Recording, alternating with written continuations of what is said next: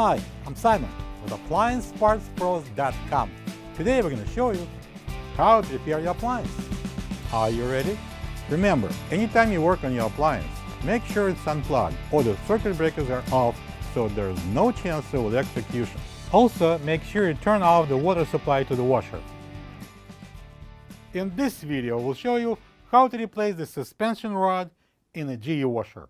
It's going to be a very easy repair. Should only take a few minutes to show you how to do it. For the job, we're going to need a quarter-inch nut driver, a putty knife, a small flat blade screwdriver, and a pair of locking pliers. When you open up the package, you're going to get a new suspension rod. There are two pairs of suspension rods used in this washer, two left ones and two right ones. This one has a green bottom and goes onto the right side. The rods holds the top during the operation, preventing it from knocking on the cabinet. If the top starts banging on the cabinet and the laundry inside of it's laying more or less evenly, check the suspension rods and replace them if needed. As you can see, we're here at the back of the washer, and to get to the part, we need to remove this rear access panel, and then we can remove this control panel. So there's 1, 2, and 3 and 4 quarter-inch screws. I'm using a nut driver, quarter-inch nut driver, to take them out.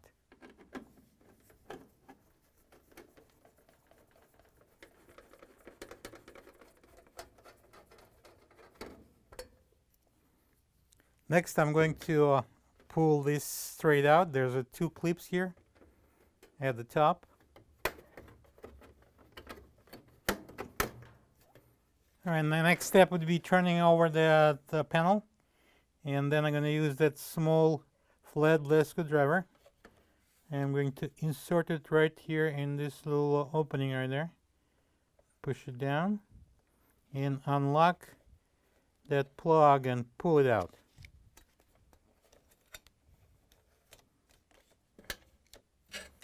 Then I'm going to use the same flat blade screwdriver. Going to pull off this ground wire, and we're going to take this somewhere else where nobody can damage it.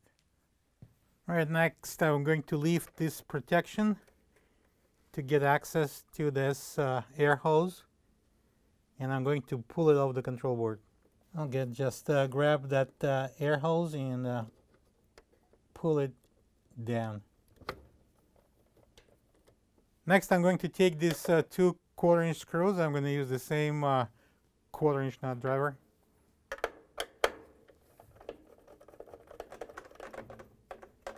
Next, I'm going to pull on the control panel to unlock the bottom hinges.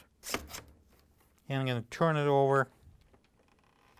And now I'm going to use this quarter-inch nut driver. I'm going to take out this screw that holds the top panel at the back. So we need to get to this screw at the bottom underneath of the capacitor. So I'm going to slide it as far as we need it to get to the screw. And using the same quarter-inch nut driver, I'm going to take this screw out. And now we're going to put down the control panel. And I'm going to mount it and push it forward so it will lock in. Next, we're going to the front of the washer to continue. Next, arm yourself with the putty knife. Lift slightly the lead, and I'm going to hold the top here and insert the putty knife into the seam right in this spot. You will feel it springing. Press it in and lift. And we're going to move to this side and do the same thing. I'm going to close the lid and lift up on the top, pulling it forward slightly. So here we are at the back of the washer, and as I mentioned earlier, we have two pairs of suspension rods.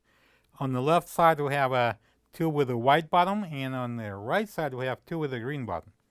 They have a different strength on the springs, so that's a differential between those two suspension rod types. So we're going to show you how to remove this the back one, because it's a little bit more difficult to reach in, than the front one. The front one is exactly installed as the rear one. We're going to start with moving the top slightly out of the way. I'm going to install these locking pliers onto the rod. I'm going to clip it on and lock it. And I'm going to lift up the rod so we can remove this socket on the top.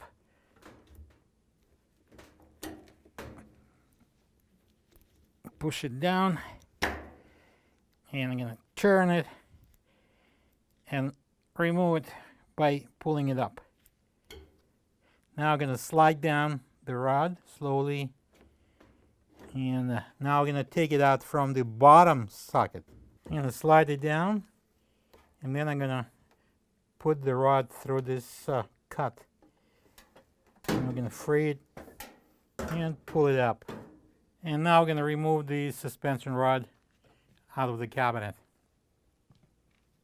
This is the old suspension rod next to the new one. If you don't have this part, you can get it from appliancepartspros.com. I'm going to lower down the new suspension rod into the opening, and I'm going to clip on the locking pliers.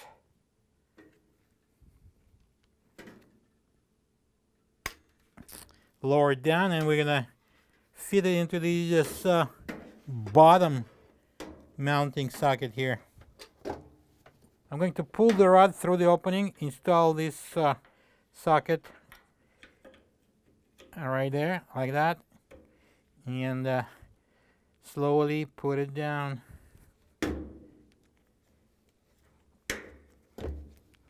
Then I'm going to remove these clamp on pliers, and then I'm going to install the top.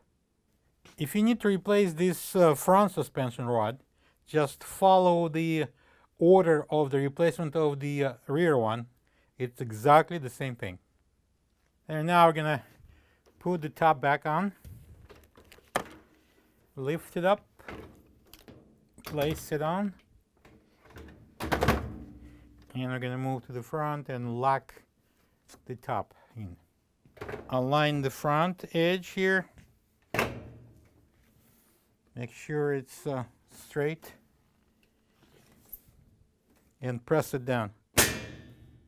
So we locked those two clips. Now I'm going to pull the control panel back to unlock it, and I'm going to turn it over. So we're going to secure it with a couple of screws. We need to make sure that the top is perfectly aligned with the cabinet, so we can put the screw through. Start manually. Make sure that the screw is in the opening correctly, and I'm going to finish it with a nut driver, 1/4-inch nut driver. And I'm going to place this screw in. Again, I'm going to make sure that the top is aligned with the cabinet. Drop the screw in and start it manually. And I'm going to finish it with the nut driver. And now I'm going to slide the capacitor back. So this little part here in the middle will lock into the plastic holder, like that. I'm going to place it down and make sure that we're going to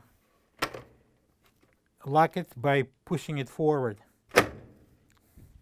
And I'm going to install a couple of 1/4-inch screws to secure the control panel.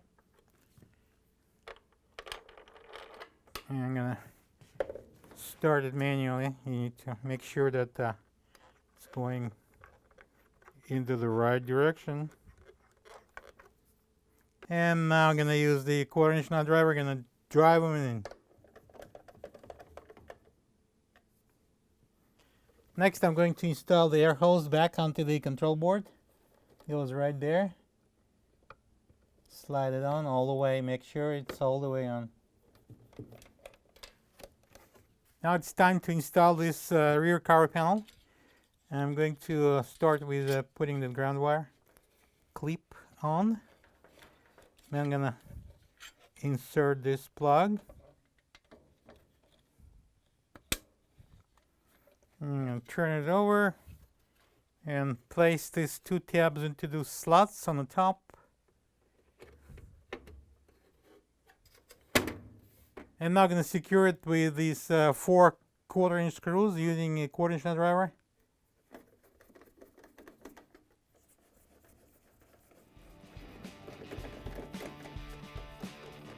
Turn on the water, plug the washer in and run it to check if it works properly and there's no leaks. Thank you for being a part of another successful repair brought to you by AppliancePartsPros.com.